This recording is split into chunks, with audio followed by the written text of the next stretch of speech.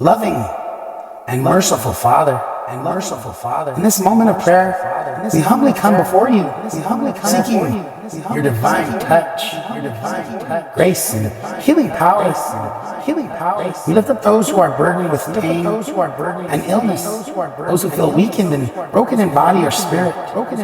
May your soothing presence envelop them, granting strength, hope, and restoration. Lord, we ask for your healing touch to mend physical ailments, to alleviate suffering and restore health and vitality. May your divine wisdom guide the hands of medical professionals, providing them with skill, knowledge, and compassion. We pray for emotional healing for those carrying heavy hearts, for those battling anxiety, depression, or grief. Wrap them in your comforting embrace, granting peace, solace, and the courage to persevere. We also pray for spiritual healing, for those feeling lost or disconnected.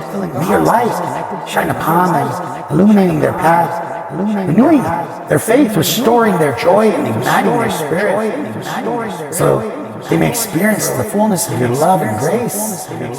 In your boundless compassion, Lord, we entrust all who need healing, knowing that your love knows no limits and your power is unmatched.